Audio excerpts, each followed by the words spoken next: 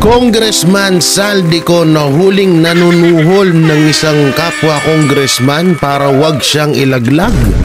Naku po, eto na nga. Di umano ha, eto papanoorin natin to ha. Grabe itong balitang ito ngayon, kakapasok lang. 2:00 ng umaga. Oo, 2:00 na po ng umaga ang aking pagbablog at eto nga may breaking news ho tayong nakita. Grabe to. Oo, matindi itong mga matutunghayan nyo na balita. Nagkakabayaran na. Busog na naman ako. Pagkagising, burger agad. Well, at least yung pinangkakain ko, pinangkakain ng pamilya ko, ng lahat, galing sa mabuting pamamaraan. Hindi katulad ng iba dyan. Mayaman nga, punong-puno sila ng kwarta sa kanilang mga bulsa. Pero galing sa nakaw. Diba? Kaya nga tumaba ako ng hustusa. At eto, former DPWH Sinson, papalitan na si Mr. Bunuan, si Secretary Bunuan. At ito, may mga pasabog din ho siya dito sa interview na yun po yung mga papanoorin natin. Siyempre, bago yan, may papakita ko sa inyong picture. Saan yan? Yan! Ay, grabe. Ang tindi mo. Sir, tindi mo. Sabi ng politiko, yan ha. Nakita ko lang yan sa post. So, salamat nga pala kay PH Update. At binigyan niya tayo ng picture nito. Sa mga gustong magkasuho sa akin dahil sa picture no, kay PH Update po muna kayo. Ay, shoutout bro. Ayan, isa sa mga mabuting kaibigan natin, PH Update yan. So dito no, ang nakalagay katas ng kontrata. CWS Representative Edwin Guardiola tagging as owner of 576 million California mansion. Grabe. Putang ina, 500 million. Putang ina, sana all, no? 1 million nga, di pa ako nakakahawak sa palad ko. Tapos kahit nga kalating million eh. Tapos eto, 1 million. 576 million. So ibig sabihin, tama ang mga panaginip natin na may mga congressman na nagpupunta sa ibang bansa para doon iimbak ang kanilang mga kwarta. Ang ba matindi ha? Piruin mo katas ng kontrata. Ayon yan na ayon po yan sa politiko, hindi po sa akin. Ako'y nagre-reaction video lang, nagre-reaction lamang sa mga picture na nakikita ko mga kababayan. Grabe, laki siguro nito, no? Biruin mo, 576 million, mansion lang. Ang tindi. Siguro nandyan din yung mga sports car nito. So, alam na natin kung bakit yung ibang mga congressman hindi na-expose ang kanilang mga yaman dito sa Pilipinas kasi nasa ibang bansa. Aba. Hindi ko naman nilalahat ha. Marami hong mga congressman na mga matitino dyan. No, at may mga congressman din ho na noon pa man ay mayaman na, 'di ba? So eto kasi hindi natin din alam kung ito ay 101% pero tayo ay tayo ay nagbigay lamang ng reaction ng sobrang laking halaga ho nito na 576 million para sa isang mansyon. Ganun na ho kayaman, instant billionaire na ang mga congressman sa bansang Pilipinas. Grabe, no? Hindi pong talagang napagdesisyonan ko na kapag nagkaanak ako, rekta congressman na. Rekta congressman na, ho. Anak, mag-aral ka mabuti. Huwag ka nang kumuha ng kurso. Tumakbo ka na lang. Mag-ano ka na lang. Mag-ayu-ayuda ka na lang dyan sa lugar natin. Tapos magtumakbo ang congressman. Tapos kaibiganin mo si Tambi tsaka si Tamba. Kaibiganin mo si Marcus. Para tuloy-tuloy ang biyaya sa ating pamilya.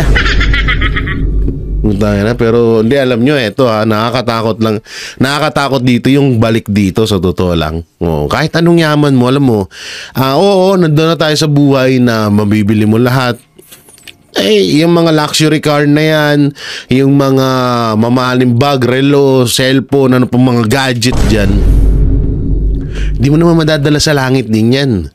Oo, pero yun nga lang, talagang parang wala kang problema, pero puta na, bawat subo mo, ng kinakain mo, ng kinakain ng pamilya mo, na galing sa nakaw, at galing sa pinagpaguran ng ibang tao tapos kinuha mo lang, may matinding karma hong balik yan. Oo, hindi man ngayon, mga sa susunod na araw meron na yan. Ang tindi, no? Samantalang dito tayo sa balitang ito nga yung kay tawag dito kay Sinson, no? Tanggalin na nga natin yung ano nito. Baka kasi matsupulangko tayo pag ano yan. Tanggalin na natin. So dito, no, isang interview mapatungkol ho dito kay Sinson na kung ayun nga po daw, ba't ganun? Dito pala. Ayun nga po daw ay ito ay parang ito na yung papalit kay ito na po yung papalit kay sinong tawag dito? Kay Bunuan. Etong si Sinson, no? So grabe itong mga pahayag niya rito. So dito muna tayo, panoorin ho natin ang kanyang interview dito kay Ted Filon. So pasok. Bakit? Bakit naman, Sek? Dumadami yung kalaban, mahirap. At siguro nga, Sek, isa dun sa pinakabagong development. Ito tong kakabasa lang namin yung confirmation ni Congressman Leviste na meron palang nagtangka talagang manuhol sa kanya na isang district engineer. Noon po bang panahon ninyo, ganito rin kagarapal yung ilang mga district engineer para lang matabunan yung mga anomalya? Hindi pwede sa akin yan. Opo, yes, sir. Opo, sandali lang po. Sir, we beg for your understanding. Sorry po, meron na kami problemang technical. Inaayos lang po namin. Kami po humihingi ng pangunawa sa inyo, Sec Babes. Pasensya na po. Meron lang tayong reverb na nangyayari ngayon parang dito. Parang umi-echo Opo. Ayan, sige. So, okay na? Okay na ba tayo? Please, para hindi naman nakakahiya sa ating panauhin na napakaraming lakad kahit na pista opisyal at tumugon sa ating imbitasyon. Okay. Ayan. Okay na ba tayo? Secretary. Kasi kung hindi, magte-telepono tayo dito. Alright, Sec? Opo. Hindi ka nyo uubra nung panahon po ninyo. Pwede ho ba natin ikumpara lang kasi nung panahon po ninyo, 2016 to 10 to 2016. So, ano ba ang kaibahan nung panahon na iyon, sir? Well, unang-una, lahat ng mga district engineers at saka assistant regional at saka regional directors may pinagdaan ng pagsusubok. In other words, I never accepted people from outside. It was always promotion from within. So kung may bakante dyan, kasi rinishuffle ko talagang silang lahat no? Yung mga tulisan na dinatnang ko dyan, pinag-retire ko. Out of compassion, sabi ko, mag-retire na lang kayo, otherwise, pag may nakita akong anomalya sa distrito nyo, ikakasuhan ko kayo. So marami nag-retire. Siguro, I was able to replace close to 25% of the staff, no? Otherwise, hindi mababago yung kultura no? So, madalit sabi, yung mga bakante, we posted them and then we opened it to anybody who felt he was qualified dito sa probinsya ito. May open district engineer, assistant district engineer. Bakit kaya hindi kinakasuhan ni Mr. Bunuan yung mga yan? Alam niya naman na mismo, siya na mismo nagsabi na may mga ghost project. Bakit kaya hindi makasukasuhan ni Bunuan yun? Pwede pala kayong magkaso ng mga DPWH secretary, ba't hindi ginagawa ni Bunuan? And so on, no? And then they went to qualification exams. So hindi pwede yung kung saan-saan lang manggagaling. I never brought in a single person na maging staff ng DPWH except for my security and driver. Yun lang. Pero, Sek, puntahan ko po yung sinasabi ninyong mga tulisan na 25% nung panahon ninyo. Kasi po kung ibabangga po natin siya doon sa mga inihayag ni Senator Ping Lacson doon po sa kanyang privileged speech, yung mga scheme ba na sinasabi, Yeah. ano po yung kaibahan noon pong panahon ninyo na dadiskubre ninyo na mga anomalya at kalokohan nito pong mga tulisan na tinatawag ninyo doon po sa mga naibulgar ni Senator Ping Lacson? Or kumbaga pareho rin ba yung kanilang mga style? Hindi, mas matindi ngayon dahil meron ng tinatawag ghost project, meron pang half ghost na project. Sabi ko, ano yung half ghost?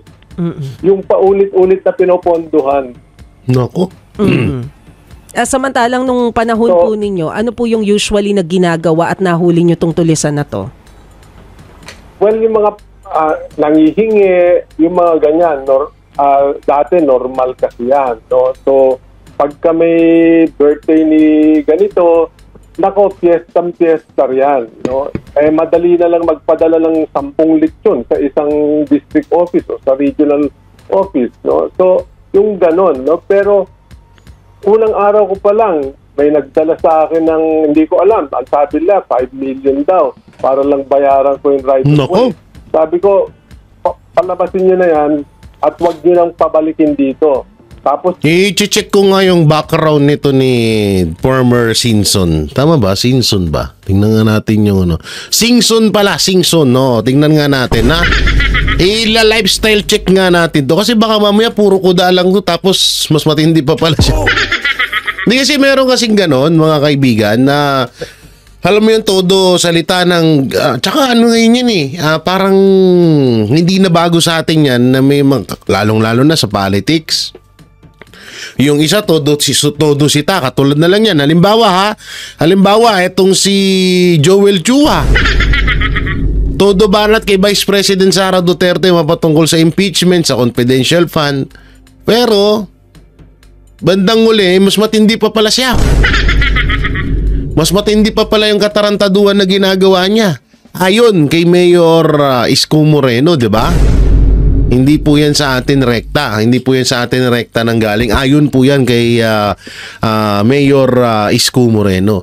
So yung mga ganyan kasi kadalasan, may mga ganyan nangyayari, yung tipong alam mo yung tipong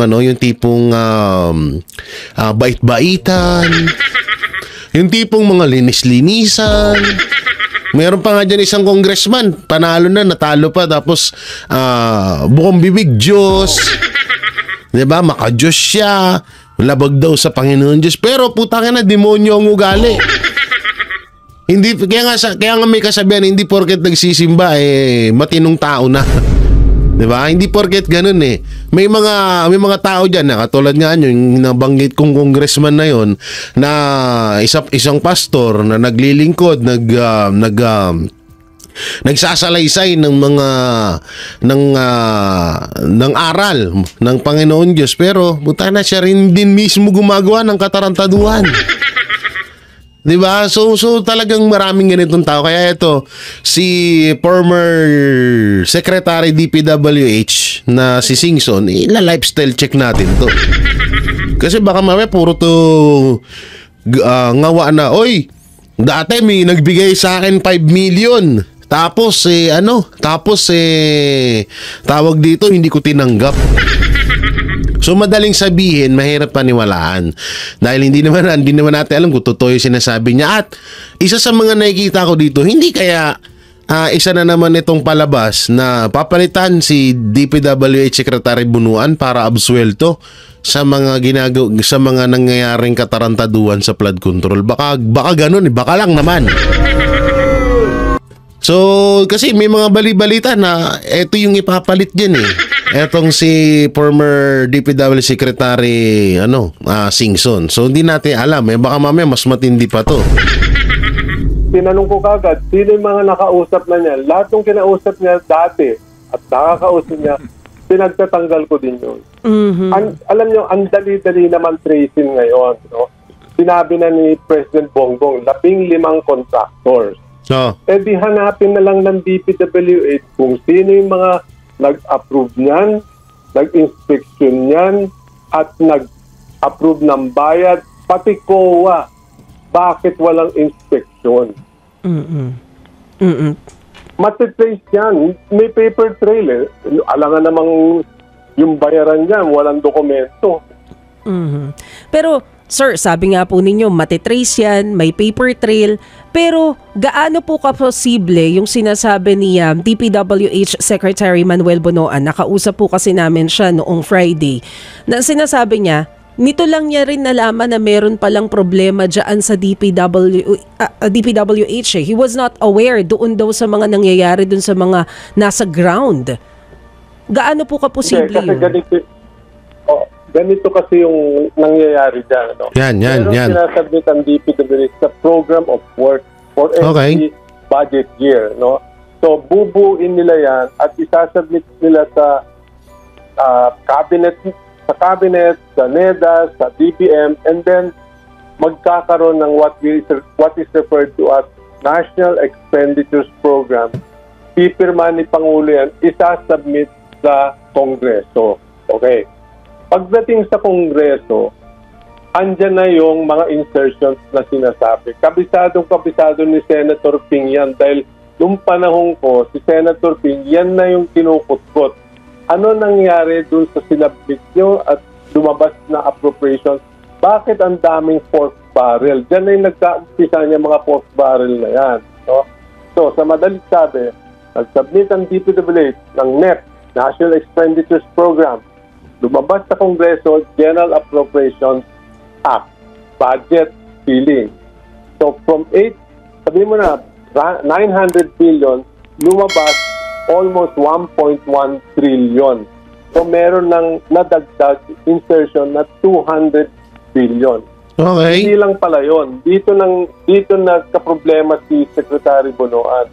Ang nangyari, dun sa sinabit niyang 900 billion, meron pa palang natapyas, Naku. natanggalan dun sa regular programs nila na almost 250 billion.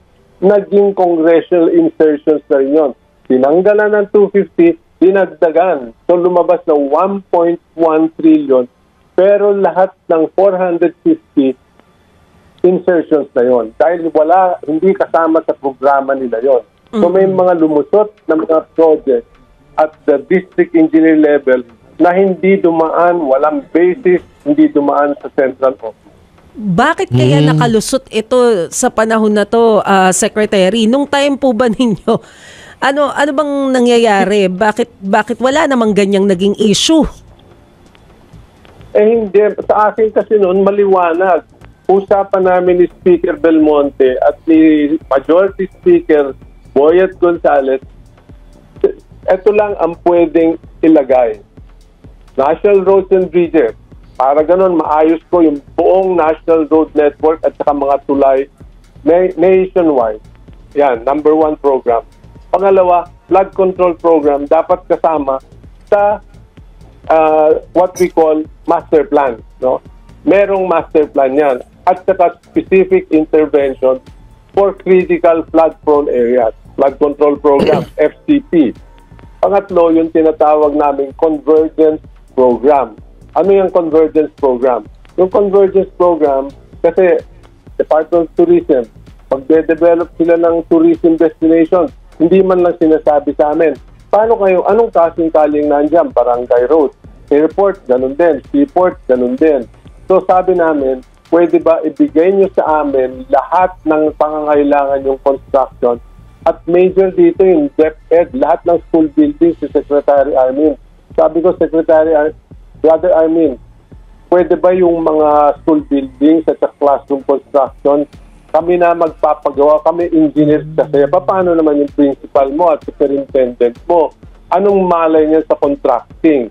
So lahat ng construction ng classroom sa amin pinagawa. Kaya naubos yung kanyang backlog. At pang-apat na programa ay yung local project. Ito na yung critical infrastructure. Pero ito, sa mga sinasabi dito ni former Secretary Singson, hindi ba to alam ni Bunuan? At sino ba nagtalaga kay Bunuan? Sino ba naglagay diyan kay Bunuan? Search nga natin. Research natin ha, sino ba naglagay dyan? Hindi ko kasi alam kung sino naglagay kay Bunuan eh. Hindi man lang binackground check or hindi man lang muna parang kinapakapa si Bunuan na baka mamaya gumawa ng katarantaduhan to. Malaking pera pala ang dumadaan sa DPWH. O sadyang talagang hinayaan lang siya ng hinayaan. Diba? Tapos may isang former na nagsasalita na ganito dapat yung ginawa, ganito dapat para maiwasan yung ganito. Bakit hindi alam yun ni Bunuan? Doon tayo i-research ko. Structure connecting major local destinations. So given yan, sabi ko sa kay speaker, ito lang ang pwedeng ilagay. Kung wala dito, kahit ilagay nyo sa budget, hindi ko gagawin. So kahit mag-insert ka dyan, hindi ko gagawin. So walang nakalusot na hindi kasama dun sa inilatag ninyo? Talagang wala. Oo. Hindi ko gagawin. Tagahin sa bato yan. Sabi ko sa kanila. Oo. At alam ng mga kongresista yan. Isa kong kinausap eh. Sir, I wonder kung... Kasi Maricel, yung uso nun, alam nyo, sinasabi nila, basketball court, swimming pool, pang-community, pala ka, nasa tabi ng kanilang property. Yung sinasabi lang, farm to market, road to my farm pala yun. Oh. Hindi yun. So, Secretary, paano po nangyari na kasi sabi ninyo, pag upo nyo pa lang, yung mga tulisan doon sa DPWH, which is 25%, pinag-retire nyo agad. Ano po ang nangyari? Bakit kaya hindi siya nagawa ngayon? Paano po bang naging style nyo noon? Bakit natukoy nyo agad kung sino tong 25% na to? Alam nila, kilala nila, among themselves, ang pasok nila sa akin, sir, nahihiya kami magsuot ng ID pag sumasakay kami sa jeep. Dahil kala nila, lahat kami magsanakaw. But there are so many people in DPWH who are career and professional engineers. Kawawa sila because of a handful. No? So sila din ang nag-identify. From USEC down yan. Hindi lang district engineer. Nag-umpisa ako sa itaas. Hindi ko tinanggap yung anong tawag la, yung reassignment. Hindi ko tatanggap yung reassignment. Ituro nyo at ako ang bahalang magtanggal dyan. So I had the full support of President Noynoy at binigyan ako ng DBM ng early retirement program.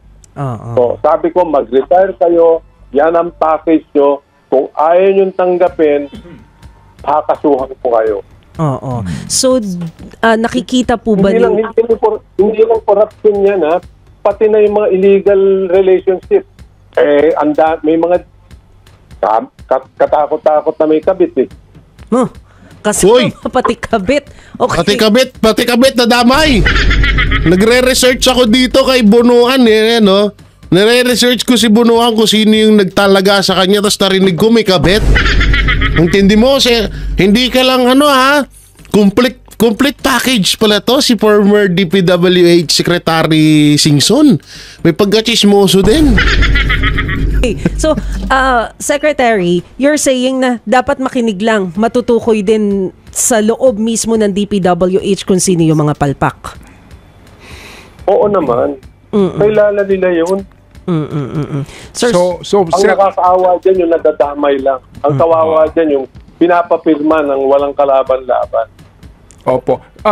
Sec Babes, paano kaya ito ngayon na ang sabi po ni Secretary Manny Bonoan several times na ito ngayon ang cleansing period for DPWH. Tama yan. Opo, cleansing. Pag cleansing po, kung kayo po ang tatanungin, anong pamamaraan para mag-cleanse ang departamento? Yun naman pala. Dito pala guys. Eto. Asan na yung picture? Eto, ayon. Siguro natin si Bunuan pala ay si Marcos Jr. pala ang nagtalaga dyan. Ayan President-elect Bongbong Marcos selected Bunuan to lead the DPWH when Marcos assumed the presidency in June 2022. Tayo dyan. I-send ko para makita nyo, ha? I-send ko sa sa ating paano ba to? Upload. I-send ko sa dyan para makita nyo. Papakita ko dyan, ha? Baka sabihin nyo fake news ako eh. Oo, intindi, no? I will start with the project done by the 15 contractors. Total, binanggit na yung pangalan kung sino yung mga 15 na yan. So, tignan natin kung sino yung mga nag-approve ng project yan at nagsama sa GAA. Sino yung nag-inspect supposed to be? Sino yung nag-approve for payment? Sino yung finally tumanggap ng project na tapos na? Yung pala wala. May paper trail yan. Hindi pwedeng walang dokumento yan, nabayaran eh. Pero, sir, saan kaya nagkakamali yung current administration? Bakit ang tagal? Kasi kanina nga pinag-uusapan namin ni Manong Ted, clearly identified kung ano yung ilang mga lugar na... So, ito. Papakita ko sa inyo. Oo, pakita natin. Ito po ito po yung kay, mamaya na tayo doon kay Simpson. Ito po yung ginawa kong research kay Bunuan. At dito lumabas po, Mr. Bunuan, who is, ano nga nakalagay doon? Kalimutan ko na. So ito ay galing sa Wikipedia. Siguro hindi naman nagpe-fake news ang Wikipedia, no? So ang laki-laki po, no? So inalam ko kung sino yung nag-select or selected or naglagay kay Secretary Bunuan. Lumabas dito, ayan, no? President-elect Bongbong Marcos select Bunuan to lead the DPWH. Utana si Bongbong Marcos pala naglagay dyan. Bakit hindi man lang muna binackground check ni Mr. Marcos yan tapos bago niya italaga dyan, alam naman nilang na dinadaanan ng malaking budget yan. So dito, ako dito may kinakabahan na ako dito. Kinakabahan na ako dito kasi isipin nyo, pwede kasing ganito mangyari dyan eh. Kunwari, hetong si Marcos Jr., todo asikaso, todo imbestiga sa flood control issue.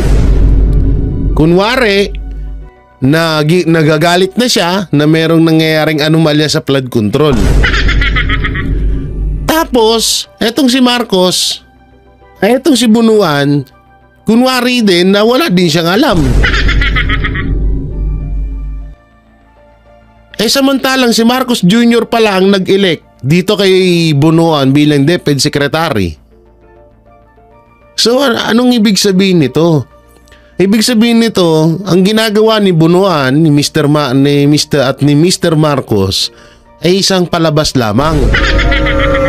Biruin mo, bataan mo pala to tapos hindi mo kayang kontrolin. Katarantaduhan yun. Baka may mga tanga-tangang loyalista dyan sabihin, bakit naman kokontrolin ni Marcos si Bunuan? Trabaho niyan, hindi dapat isisi kay Marcos ang trabaho ni Bunuan. Hindi pa pwede ho yun. Unang-una, ang issue, ang kasalanan ng DPWH, halimbawa si Pangulong Duterte, itinalaga niya si Senator Bato de la Rosa bilang PNP chief, di ba? So kung ano yung magiging katarantaduhan, halimbawa lamang si Senator Bato or si PNP Chief Bato de la Rosa ay involved, ay isa pala talagang drug lord. Ngayon, kanino sisi nun? Siyempre kay Pangulong Duterte. Siya nag-appoint dun eh. So ganito lang din yun. In-appoint ni Marcos Jr. etong si Mr. Bunuan. So sino dapat dito sisihin? Hindi si Marcos.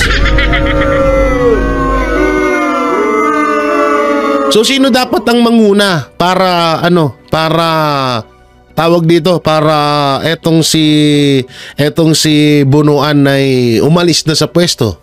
Sino dapat ang magsabi niyan at sino dapat gumawa niyan? Di si Marcos. Linaw. Diba? Ang linaw ho na eto ay si Marcos Jr. ho ang nagtalaga sa kanya. So bakit hindi niya kayang kontrolin? Diyan tayo nagtataka sa ganyang senaryo. Meron ng malinaw na anomalya o questionableng ginawa pero up until now, parang ang bagal. Tama. Well, Paano hindi magiging mabagal? Palabas nga ni... Diba? Ilo-launch nga daw yung the movie na The Contractor.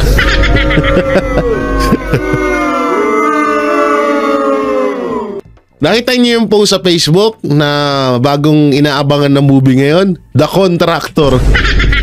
Ang bida, si Martin Romualdez, si Saldico, tsaka si Bunuan. let's face it, kailangan katambak na abogado dyan. At kailangan kumilos ang ombudsman, kumilos ang COA. Okay. Paano kay Kilos, sir, ang COA, involved nga rin ng COA dito? Diba? Lahat yan plunder eh. Above 50 million lahat yung nakawan eh. So kumbaga Sec, sa ngayon pa lang po. Kung plunder yan, Ted, pati yung private sector damay. Opo. Sec, so kumbaga ngayon nga na-identified na itong mga to, ang suggestion nyo po, unahin na sila. Kumbaga, ano po, dito sa... go Oo ahead. naman. Tama, oo naman. Nandiyan na sila eh. Identified na. Paghahanap ka pa ng iba. Kailangan may masampulan na kasi. At I think, in fairness, sinabi ni Secretary Bunuan, ginagawa na nila. Okay. Hindi, tsaka kung yan na nga, katulad ng sinabi mo mismo, Sec, di ba sinabi mo, posibleng walang kinalaman ang DPWH dito. So, papanagutin nila yon na samantalang, pero samantalang, etong DPWH ay involved din. Ayon, ikaw na mismo nagsabi niyan sa unang interview mo, kala Ted Pailon, di ba? So ano yun? Anong ibig sabihin nun? So dapat kasi ang gawin dito, kumilos si Mr. Marcos, panagutin niya itong si Bunuan, at panagutin ni Bunuan yung mga nasa baba niya. Ganun dapat ang mangyari dyan. Kasuhan si Bunuan at tanggalin sa bilang DPWH Secretary. Kasuhan at yun, deserve niya siguro mabulok sa kulungan dahil ikaw na mismo nagsabi na posibleng walang alam ang DPWH sa nangyayaring nakawan ng budget dyan sa flood control. Sa kanya ho nang galing yan, hindi ho sa akin ha. Kay former Secretary Singson. Oo, sa kanya, siya po nagsabi na may alam daw talaga etong si Mr. Bunuan sa nakawan dyan sa flood control. Ang pangit kasi dito, kung ang kakasuhan lang dito yung mga kontraktor, tapos yung mga congressman hindi may impeach, isipin nyo na lang 125 million. Confidential fund ni Vice President Sara Duterte, ini-impeach siya. Pero yung bilyon-bilyon na nakawan sa flood control, walang mananagot, katarantaduhan yun. Yun yung isa sa pinakamalaking katarantaduhan pag nangyari. Kaya dapat hindi ho ganun. Hindi ho dapat ganun ang mangyari dito. Yung pong blacklisting issue, Sec, nung panahon nyo ba ganon? Kasi ngayon, pag tinanong mo ang kasalukuyang liderato sa departamento, yung palang blacklisting nila, 1 year lang. And afterwards, pwede na ulit makipagtransaksyon. Parang may misnomer, no? Parang iba yung band, iba yung blacklisting. Sa ngayon po, puro lang daw blacklisting. Nung panahon pa ninyo, ano ba ang definition ng blacklisting? Blacklisting yan na forever habang nakaupo ako. Hindi lang 1 taon yung blacklisting. Opo. Dito ho ba sa may pagkukulang kaya kung meron man itong Philippine Contractors Accreditation Board? Kasi sila yung nag-una na sila nagbibigay ng lisensya. Pangalawa, sila nagka-classify, no? Kategorya. Ano ang iyong AAA, AA, etc. Sa ngayon kasi, parang ang report na tinatanggap din, ultimo sila, hindi naman po nakakapagpatupad nung totoo pong blacklisting o kaya po ay pag-iimbestiga sa mga errant contractors. ang pickup, no? Dati I myself chaired pickup, no? At saka yung accreditation board under DTI, no? So, importante 'yon na tamang proseso yung sinusunod ng pickup para yung classification at kategorya ng mga contractors nasusunod, no? In fairness, yung mga AAA na matitinong contractor ayaw nang sumali sa mga bidding ng government dahil karamihan daw aksaya ng panahon, meron na palang designated contractor na kukuha ng proyekto. Oh. So kumbaga, ano na lang, drama na lang yung ginagawang bidding process, Secretary. Wala na yun. Hausaw na yun. So ibig sabihin parang palabas lang yun na magkaroon ng bidding, tapos ang usapan pala dun kung paano talaga magkakaroon ng percent sa bawat hanay na pagdadaanan ng pondo ng flood control. Ganun po ba? Naku po, ang saklap nito. Opo. So, ito pong mga nailulusot, no, na kuntsabahan dun pa lang sa bidding process at yung rampant, inaamin nga nung isa na nanghiram siya ng lisensya kaya siya yumaman, di ba? Nako. Yung pagpapahiram po ng lisensya, Sec. Hindi pwede sa akin kasi yung subcontracting as a business model. Talagang binawal ko yon. Kung ikaw ang mananalo ng proyekto, hahanapin ko yung opisina mo na meron at meron kang gamit na dadalhin sa proyekto. Kaya yung net financial contracting capacity, tinitignan mo yung equipment, tinitignan mo yung kapitalisasyon niyan, tinitignan mo na talagang may mga engineers siya on site. Ngayon, puro subcontracting. Partihan ng katakot-takot. Kahit hindi ikaw ang gagawin mo, kukuha ka ng project dahil malakas ka kay ganito, kay ganyan. Pagdating nun, hindi na ikaw yung gagawa, isusubasta mo lang. O, sino may gustong kumuha ng project nito? Minus 30%. O, hindi na ikaw yung gagawa nun. Iba na. Pero naka 30% ka na. Opo. Yun ang tinatawag na subcontracting. Hindi pwede sa akin yung ganun subcontracting. Hindi, tsaka sinabi din ni Senator Marcoleta na yung mga nagpapahiram pala ng kanilang mga lisensya, bawal din pala yan. Labag din po pala yan sa batas. So bakit doon pa lang, sa tinagal-tagal ng merong project na flood control, bakit hindi rin sinita or hindi sinisita, hindi inaaksyonan ni Mr. Bunuan? Ang daming katanungan kay Mr. Bunuan talaga. Hindi lang tayo po-focus din kay Saldico no, kundi kay Mr. Bunuan din kasi ito, isa tong DepEd Secretary, former DepEd Secretary to, na napakalayo sa ginagawa ni Bunuan.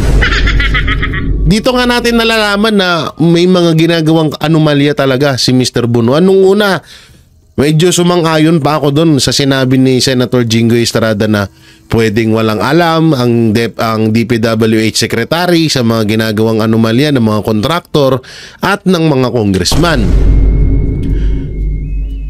Medyo naniwala ako doon, pero nung bandang huli at nung napapakinggan ko yung komento nito ni former Secretary Singson, napagtatanto ko na, nga no, kung ikaw nagawa mo, ba't si Bunuan hindi? Di ba?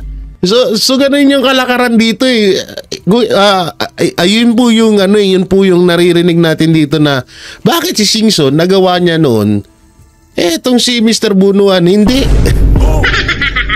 Doon tayo nagtataka ng gusto. Di ba? Tsaka ang nakikita kong kalakaran dyan ganito etong si Congressman, may nakausap kasi ako. May nakausap ako na contractor din. Kasi construction worker nga ako dati. So may nag-chat sa akin Sabi niya ganito yung kalakaran dyan. Kasi dati rin daw siya nakakuha ng project pero saglitan lang daw, hindi naman daw agad siya nagtagal at hindi rin naman din kalakihan yung nakuha niyang project dito. So sabi niya, ganito yung pagkakakwento niya. Sabi niya to, kwento niya to, hindi natin alam kung 100% na totoo. Ang kwento niya, yung yung mga congressman pala ang nagbibigay ng proyekto sa mga kontraktor. Sabi niya yan. Parang, kasi ano dyan syempre, sa dinami-daming kontraktor sa bansang Pilipinas, agawan yan dyan. Laki ng kita Bro mo si Diskaya, ilan na yung sasakyan ng mga luxury, nasa 30 na mahigit, di ba? So, ganon. So, agawan yun dyan. Ngayon, para mas makakuha ka at mas mabilis ka makakuha ng project doon, dapat may malakas kang backer. So, dyan na ngayon papasok itong si congressman. Nakakausapin si secretary, si DPWH. Yun ang sabi niya. Eto yung ano ko, baka pwedeng makasingit to dyan. Ganito yung budget, baka pwedeng ano yan, ganito ganyan. So ngayon, eto na, sa labas, kaya nga yung sinabi ni Senator Jinggoy na pwedeng walang alam ng DepEd Secretary, pwede din naman. Kaso, mamaya, ang problema nga kasi doon, baka halimbawa, pumayag na yung DPWH na, sige, congressman, ayan ang payag ako dyan. Okay sa akin yung contractor mo na yan. Basta, alam mo na yung for the boys. So, ganon. So, sa labas, mag-uusap doon si congressman at etong si contractor.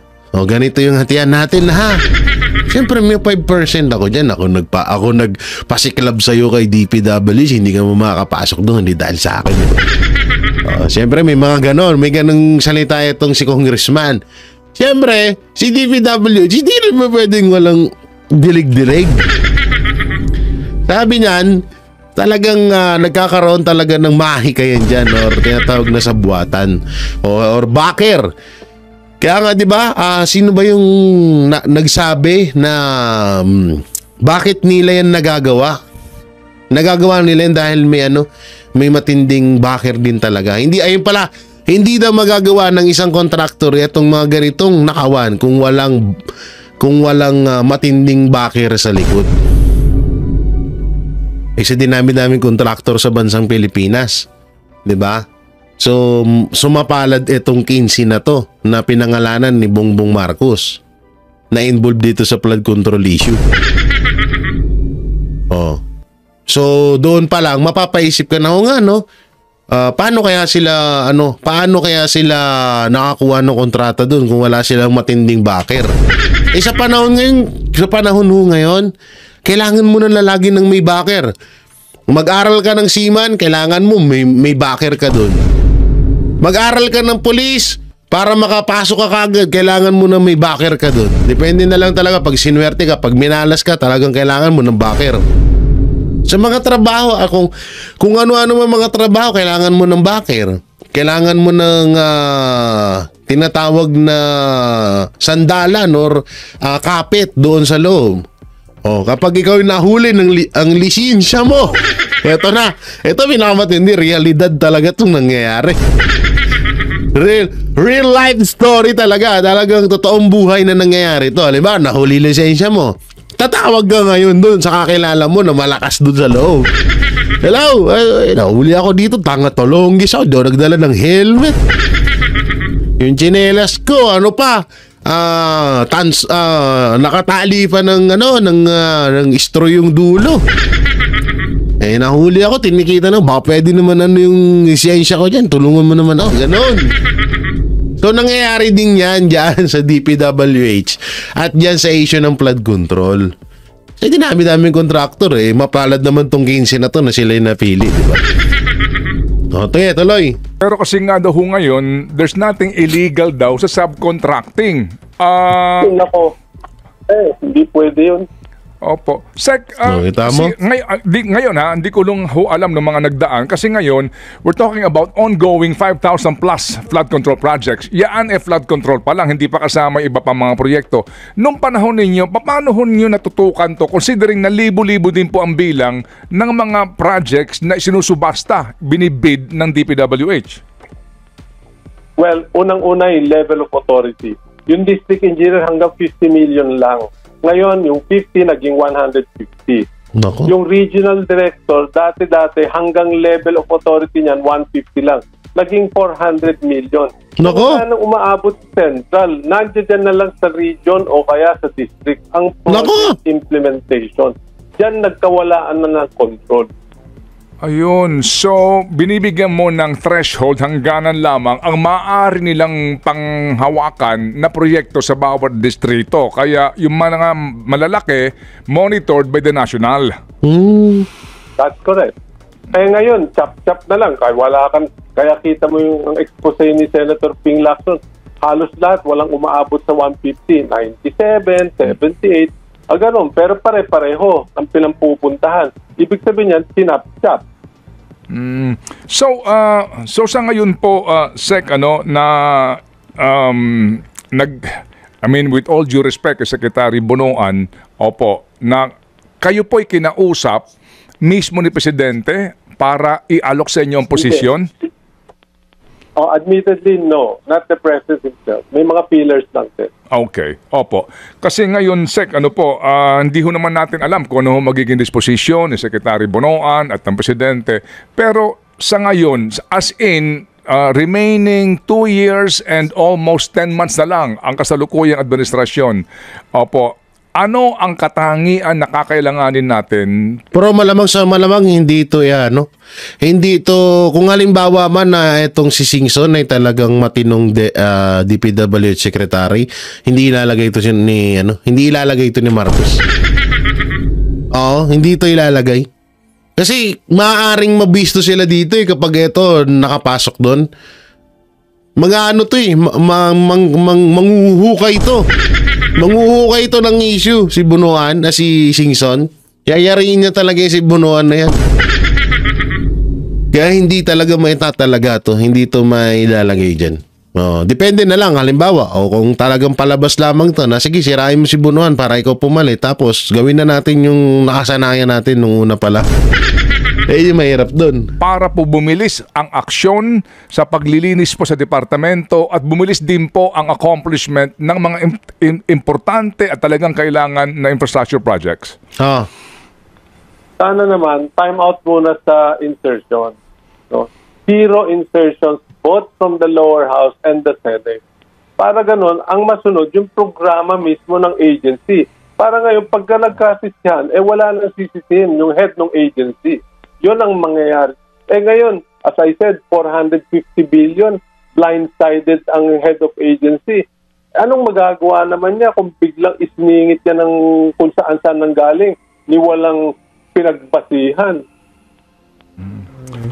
Secretary, mag-zero in lang po ako doon sa nabanggit ninyo na master plan na allegedly ay hindi raw po pala nakarating doon sa current administration ng DPWH. Katawa-tawa naman yan. Bakit, sir? Bakit mo sinabing katawa-tawa? Hindi ko naman inuuwi yan. Nasa department yan. Tinurn over ko yan. Nako? Master plan for the 18 major rivers. Nasa department yan. Ang nagsanda niyan, department plus consultant. So, andyan yan sa department. Itanong nila dun sa flood control, ang tinatawag lang, Project Management Office. Andyan yun.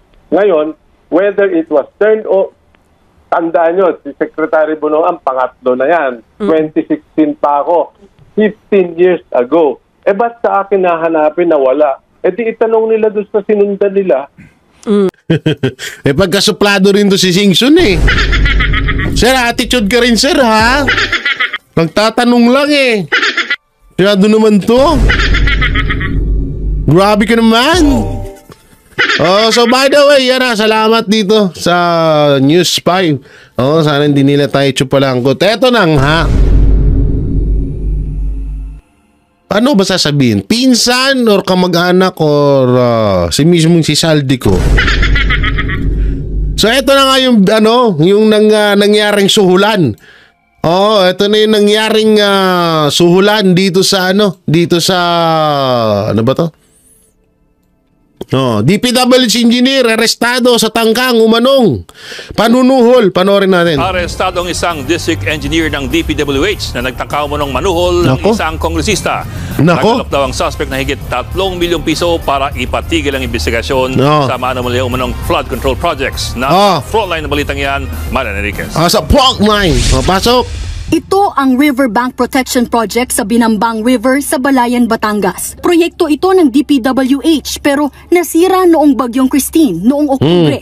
Kabilang ito sa mga flood control projects na pinaiimbestigahan ni Batangas 1st District Representative Leandro Leviste. Sa kanyang pag-iimbestiga, may lumapit daw sa kanyang district engineer ng DPWH para manuhol umano para ipatigil ang investigasyon sa mga DPWH project. Pero hindi yan kinagat ng kongresista. Magkano daw? Dahilan kaya naaresto sa entrapment operation ang district engineer na si Abelardo Calalo. Nakuha kay Calalo ang 3.1 million pesos na cash. 3.1?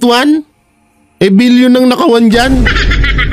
Parang nakakapagtaka to 3 million lang. Pa kung anong flood control projects ang gusto nitong itago. Kanina nagpunta si Leviste sa Riverside Protection Project sa Balayan pero hindi siya sumagot sa mga tanong tungkol sa tangkang panunuhol sa kanya. Nauna na niyang sinabi na bukas siya maghahain ng patong-patong na reklamo laban sa district engineer. Ilan sa mga tinitignang ihaing reklamo ay ang corruption of public officials at paglabag sa anti-graft law.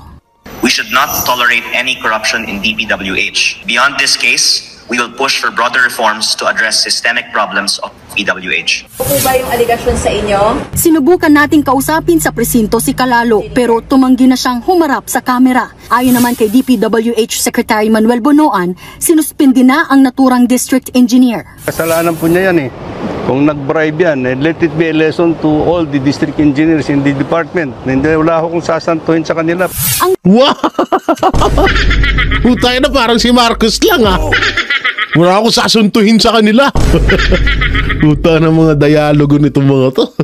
Tangkang panunuhol ng district engineer sa kongresista ang posible raw pag-usapan sa pagdinig ng House Infrastructure Committee. Nagbabalita mula sa... Lupit iba din Di alam nyo sa totoo lang, itong mga ganito, itong yan, katulad yan, nangyayari din talaga yan. Pero, ang masaklap kasi dito, baka may nag-utos din dyan, no?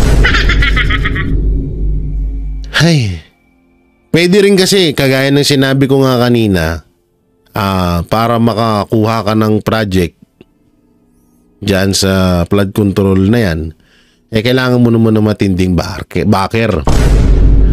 So, etong taong to, maaaring natataranta na siya dahil parang masisilip siya. Hindi niya naman mailaglag yung nasa likod niya na backer niya kasi papatayin siya nun. Kaya ito na lang siguro naisipan niya na gawin. Yan ang masaklap dyan. So, nagtataka kayo, Jay Guevara, asan yung thumbnail na kamag-anak ni Saldi ko yung arestado? Eto. Yan ay clickbait lamang. So ayun mga manateros, anong may kukomento nyo dito sa isang DPWH engineer na binayaran daw ang isang congressman para ipatigil ang investigasyon dyan sa flood control issue na yan? At anong pong may kukomento nyo sa mga isiniwalat ni former DPWH Secretary Singson mapatungkol sa anomalyang flood control, sa mga nangyayaring nakawan sa flood control? So anong may kukomento nyo at asan na ba si Saldi ko?